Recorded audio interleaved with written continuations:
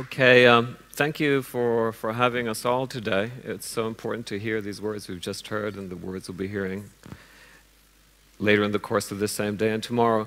I'm here, I can't say that I'm a human rights campaigner or a human rights advocate. I've never formed an organization or been a member of an organization. I am here because as a young man, in my early 20s, I worked in a small newspaper in Buenos Aires, a small newspaper published in English for the British community called the Buenos Aires Herald in a large Spanish-speaking nation. It was a newspaper that wrote mostly about cricket test results, bridge parties, flower shows. I covered lots of flower shows for the Herald when I started. A British community newspaper. And then in 1976, a terrible coup happened in Argentina. Maybe some of you know about that. For 7 years, Argentina was ruled by very bloody and very violent generals who decided as their preferred method of committing the terrible genocide that they committed was to kidnap their victims. Plainclothes men would arrive in unmarked cars, take the victims, root the victims from their homes, take them to death camps that were set up all over Argentina, Nazi style.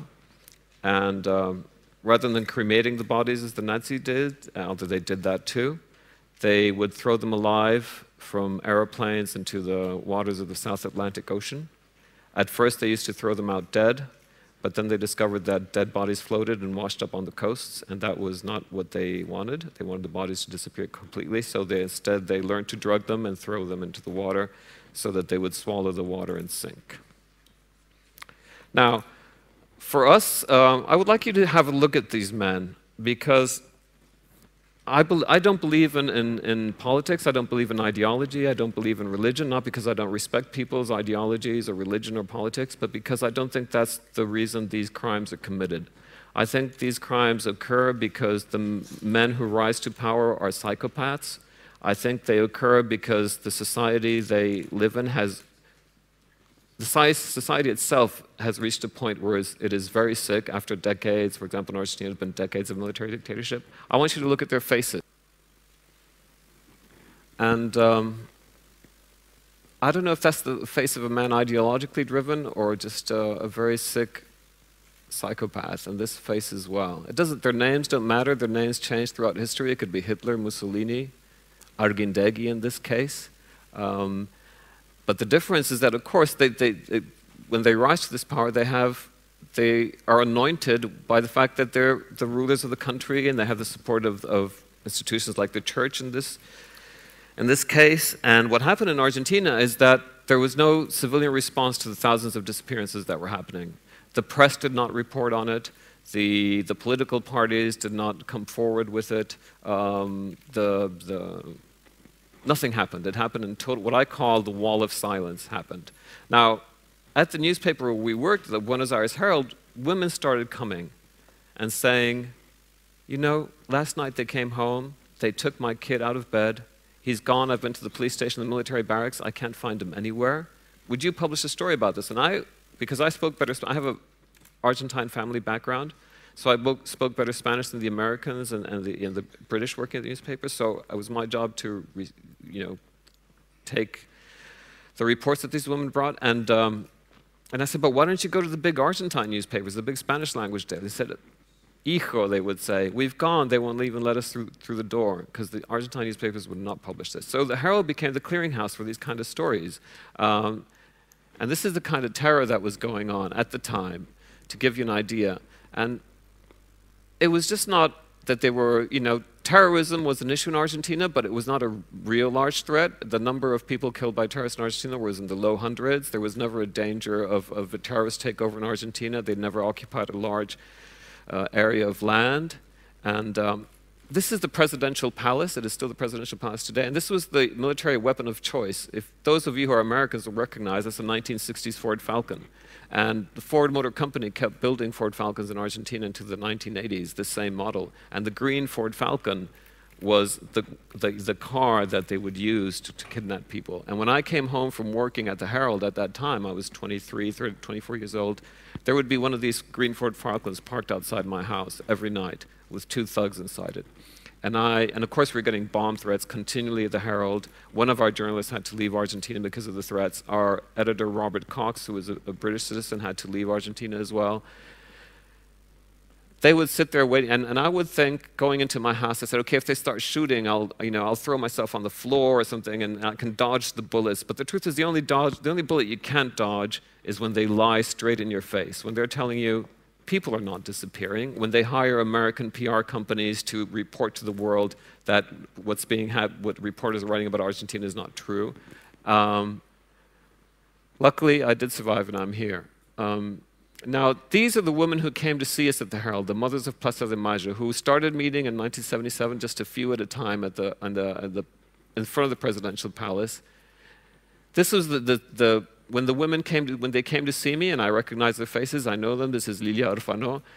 This is where the state they were in. Their kids had just been taken. We didn't know that they were being disappeared. We thought they were being taken to police stations. They'll be released at some point. And this was me. I was 23 years old. I was thinking of dating. I was thinking of forming a rock band. And suddenly I had to deal with, how do I report this? How do I report it responsibly? How do I do it without risking my own life, without putting the lives of these women in danger? And these photos that you see of these early marches were not taken by Argentine journalists. They were taken by the foreign press, who would take these pictures. And those are the only ones that survived, because the Argentine press would not send reporters. And this is the mothers today, Tati Almeida, whose son never disappeared. And I took these pictures of them so that you could see that they're still marching today, 3 decades after the fact, still looking for justice, because trials are going on in Argentina. I testified at 2 of the trials, one only recently, a couple of months ago. And this is the kind of stories we wrote at the Herald. This is our editor, a British editor called Robert Cox. I was 23, Bob must have been about 43 at the time. And he was arrested at one point. He was disappeared for 2 days.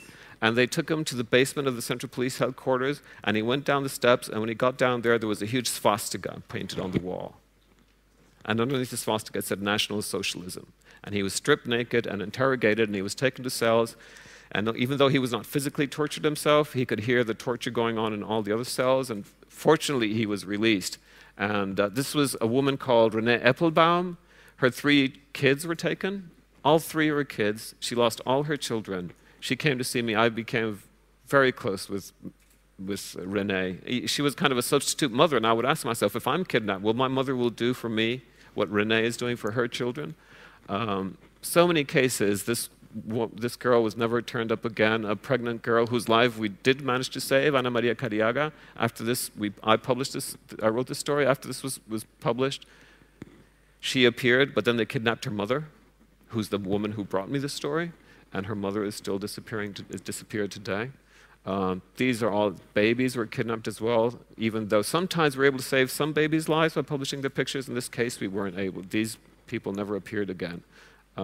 This woman was the mother of a young man who was disappeared, and then after they kidnapped her son, they started following her all over Buenos Aires. She couldn't stay at her home. She was sleeping in hotels. She was sleeping with friends. She was a teacher. They would hang out outside the school, and she came, and she's holding her ID card. If you see, everybody in Argentina has an ID card. She says, please take a picture of me. Take a picture of me, because they might kidnap me, and I need to have proof that I existed. And this is the picture we took, and we published it. More stories of the police would break up the demos. I would go to the demonstrations of the mothers, and they would chase the mothers all over Buenos Aires. And this was the turning point. And it's nice to sit here in Oslo. In 1980, Adolfo Pérez Esquivel, who was a human rights campaigner in Argentina, won the Nobel Peace Prize. And this was a real problem for the military, and a real problem for the Argentine press, who didn't want to report it. And it was a turning point. As you can see, I was able to write a story, and it was the first time I actually put my name on a story, when I felt it was safe enough to do it, because the mothers were able to march peacefully without being chased by the police for the first time, because Pérez Esquivel had won the Nobel Peace Prize, and that's him there at this march. We were talking about individuals. In this case, the story, Robert Cox, who was the editor of the Herald, is not here today, and I'm here in his stead, kind of. I think he would have liked to have been here. But he had another engagement, and he's the unsung hero in this case. Bob on his own, realized how grave it was what was happening in Argentina, and he put the power of the Buenos Aires Herald behind the mothers of Plaza de Mayo. I mean, the Herald became the voice of the mothers. It's not that we did it, but we did help by magnifying the voice of the mothers at the time. As Bob has said, I've heard him once in an interview, he said, it was an honor to be able to shout and scream at that time when nobody else was shouting. And that's what Bob did. And these are like family pictures. That's Bob and his wife, who were so brave. But I just want you to see that at the same time, we were leading perfectly normal lives. I mean, I would go from the Herald and spend the weekend at Bob's home with him and his 5 kids and his wife, play guitar for the kids. This is Bob at the office at work at the Buenos Aires Herald. That's me at the Buenos Aires Herald at the time. And this picture, which looks so innocent, that's Bob and his family in 1979. And again, like the picture of the lady I showed you before, Bob had this picture taken because his wife, they tried to kidnap his wife. They were threatening his children. They would write letters to his children threatening the family. And they got so scared, they said, they got a photographer from the newspaper and they stood, that's the street outside their home, and said, let's have our picture taken in case we're kidnapped so that we can prove to the world that we existed. And this is them a few days later leaving Argentina because they just couldn't go on. In 1979. I stayed on at the Herald for a few years after that, but I have to tell you something. It was not easy at the Herald because the people at the Herald did not necessarily support what Bob and I and a couple of others that were, the rest of the people at the Herald did not like what we were doing. And Bob, who did not like going to embassy cocktails or coming to events such as this, and I'm not sure I'm too happy about being here, but you have to do it because it's not for you. And Bob started going to embassy cocktails. He said, Uki, I have to go because I have to tell people what's happening because nobody believes what's happening. I remember he went to an embassy cocktail and came back so upset. And he said, Uki, I was there and this American woman came up and she's a reader of the Herald and we got lots of flack saying, why are you writing about these communists, And this otherwise very sane and cultured woman said to him, why are you writing about communists? Fuck human rights. That's what we were told. And that's what we had to put up with. And well, that's Bob and I, today. Now this, and I think, I don't know, my time is up, I see. Tati Almeida, whose son has still disappeared. I would like her to say what the Herald meant for her and what the Herald meant for the mothers when we were able to publish what they were feeling. And this is her meeting with Bob a couple of months ago. And I'm glad to have this to show it to you so you can hear it in her own words. Pero una persona no nacido en la Argentina, un diario de la importancia, el Buenos Aires Herald, la importancia que tenía y que se hiciera eco con el dolor de estas mujeres, una valentía maravillosa. Una valentía, fuiste muy valiente, porque nosotros lo hicimos, bueno, eran nuestros hijos, pero eran nuestros hijos. Estamos con ustedes, siempre. Ya lo sabemos. Por eso, mira, te juro que yo todavía me emociona pensar el aval que nos diste, cómo te jugaste y realmente tu solidaridad ha sido maravillosa, porque nadie lo hizo, ¿eh? Nadie.